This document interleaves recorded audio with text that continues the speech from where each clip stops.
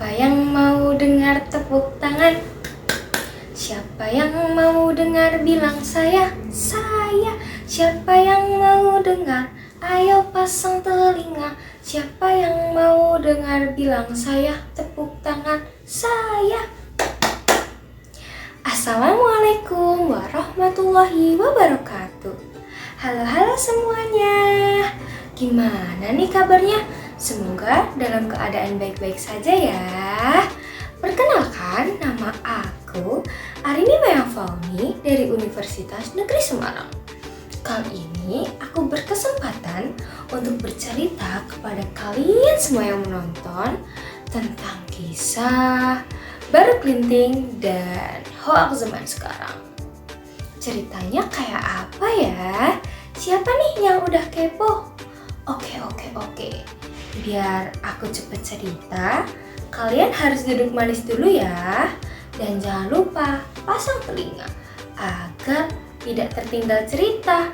Aku hitung sampai 3 ya, kalian harus duduk manis. 1, 2, 3.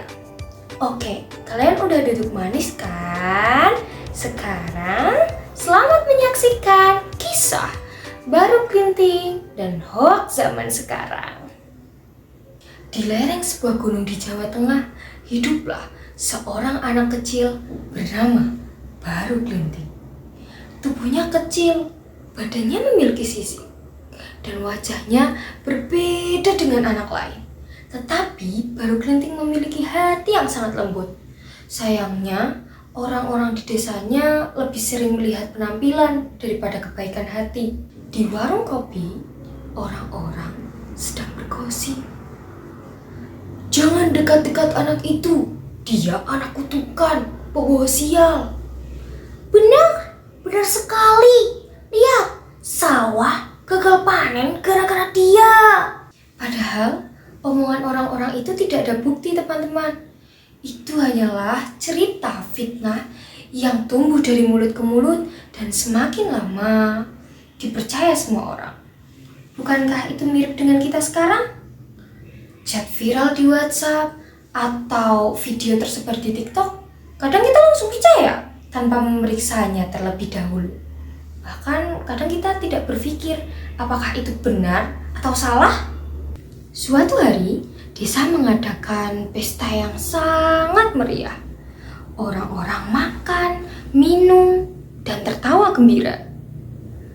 Baru Kelinting datang dengan memegang perut. Dia berkata, "Bolehkah aku meminta sedikit makanan? Aku sangat lapar. Aku belum makan dari tadi." Namun, orang-orang malah mencela Baru Kelinting. "Hei kamu, beraninya kamu kesini? Jangan kesini. Kau itu hanya pembawa sial."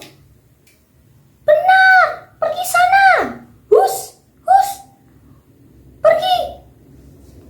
Semua menolak. Semua kecuali seorang nenek miskin.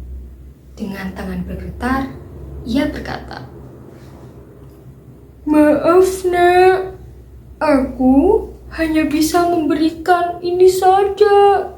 Semoga bisa membuat perutmu kenyang ya nak. Maafkan aku." Ia menyerahkan sisa nasi dan sayur sederhana dengan perkataan yang sangat tulus. Baru Kelinting tersenyum.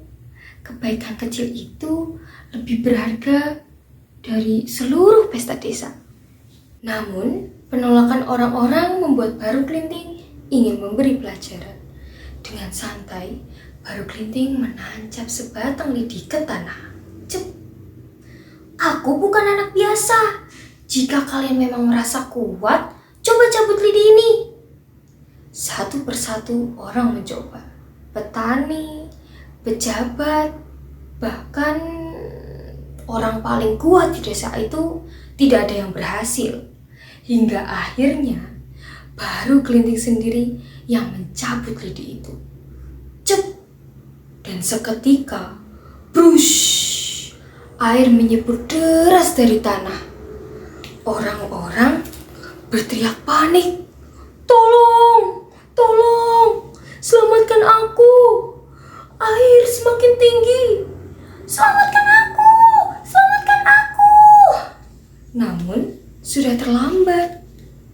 Air menelan desa, hingga hanya yang tersisa sebuah danau besar yang sekarang dinamakan Rawa Pening. Tahukah kalian siapa yang selamat dari kejadian itu? Iya, benar. Seorang nenek yang memberi Baru Kelinting makanan. Kawan-kawan, kisah ini sudah berabad-abad usianya. Namun, pesannya tetap abadi. Orang desa celaka karena gosip, kita juga seringkali terjebak karena hoax. Satu kali klik, satu kali bagikan, jutaan orang bisa percaya. Dan akibatnya, orang bisa dihina tanpa salah, teman bisa dikucilkan karena fitnah, bahkan bangsa bisa terpecah belah. Legenda Baru Kelinting mengingatkan kita satu hal, jangan percaya tanpa memeriksa. Sebab satu kebohongan bisa menenggelamkan banyak hati. Mari kita berhenti menjadi warga yang menelan gosip, dan mari kita belajar dari nenek sederhana itu, karena berhati bijak, berbaik hati, dan tak mudah kena hasut. Satu lagi teman-teman, di zaman ini kebenaran adalah lidi yang harus kita genggam agar kita selamat sampai tujuan. Sekian cerita dari saya, kurang lebihnya mohon maaf, semoga bermanfaat. Saya Arini Mayang Fauni, sampai jumpa besok lagi.